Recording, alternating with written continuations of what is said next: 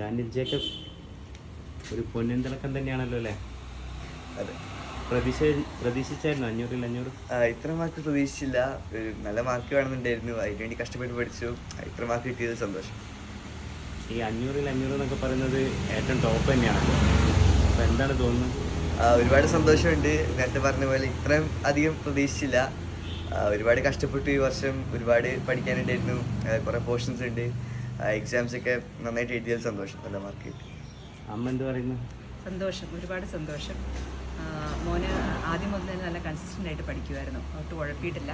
അവനും നല്ല മാർക്ക് കിട്ടണമെന്ന് ആദ്യം മുതലേ ആഗ്രഹം ഉണ്ടായിരുന്നു. അതെല്ലാം ദൈവം ഏറ്റവും നല്ല രീതിയിൽ സാധിച്ചു തന്നു. ഒരുപാട് ഒരുപാട് നന്ദി, സന്തോഷമുണ്ട്.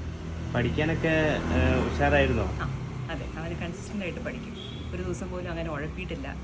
വർഷം തുടങ്ങിയപ്പോൾ മുതൽ ടീച്ചേഴ്സ് പറയുന്നുണ്ട് ഈ വർഷം ഇമ്പോർട്ടൻ്റ് ആണ്, അതവൻ സീരിയസ് ആയിട്ട് തന്നെ എടുത്തു, കൺസിസ്റ്റൻ്റ് ആയിട്ട് പഠിച്ചു. കളിക്കാനൊക്കെ സമയം കണ്ടെത്താറുണ്ടോ? ഞാൻ ഇതിൻ്റെ ഇടയിലൊക്കെ കൂടെ ഞാൻ എപ്പോഴും കളിക്കാൻ സമയം കണ്ടെടുത്തായിരുന്നു.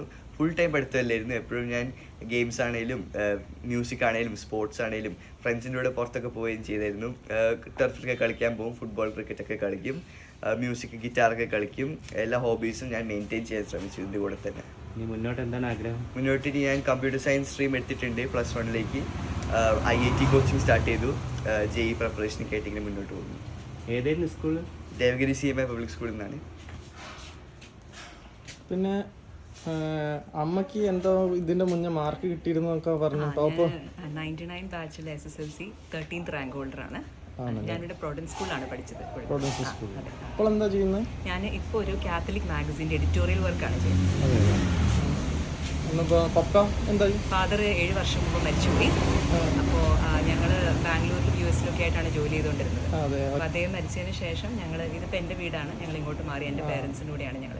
ഒറ്റയ്ക്ക് ഒരു പോരാളിയായിട്ട് ഒറ്റയ്ക്കെന്ന് പറയാൻ പറ്റില്ല, നമുക്കൊരു ഫുൾ ടീമുണ്ട് നമ്മളെ സപ്പോർട്ട്. എൻ്റെ പേരൻസ് ഉണ്ട്, അതിൻ്റെയൊക്കെ സപ്പോർട്ടാണ് നമ്മൾ. പിന്നെ എല്ലാവരുടെയും പ്രാർത്ഥനകളും.